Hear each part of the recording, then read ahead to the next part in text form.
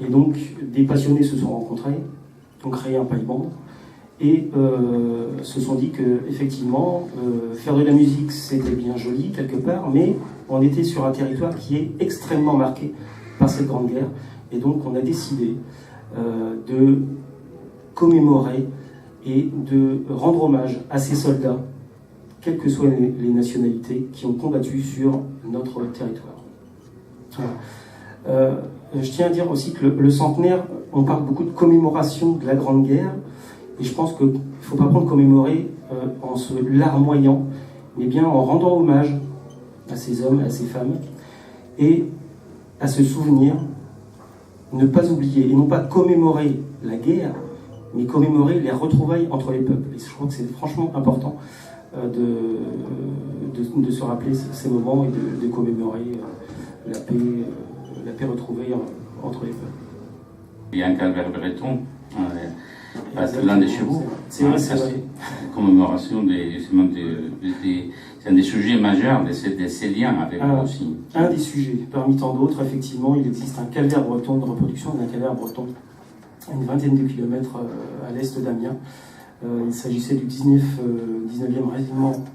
régiment d'infanterie qui était composé d'habitants de Landerneau et de Vannes principalement, et qui, le 17 décembre 1914, est parti à l'attaque et s'est fait décimer. Il y a eu plus de 1000 morts, tués et disparus dans cette bataille.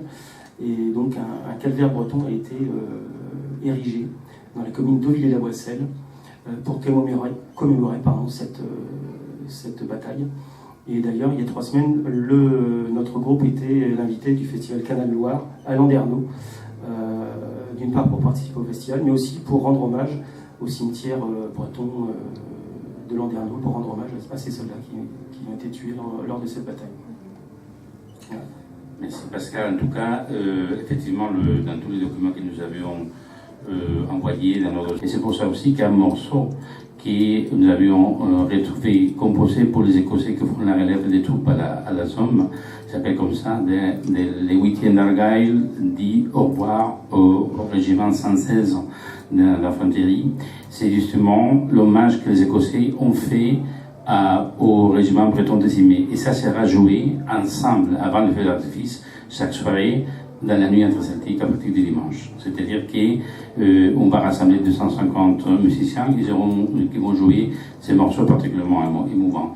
Un texte en fait qui est parti de l'Élysée pour toutes les villes de France et qui a demandé à ce que le tocsin sonne à 16h en souvenir d'il y a 100 ans. Et j'ai eu confirmation par la mairie que ça allait être fait sur l'Orient. Donc à 16h vous allez entendre des cloches.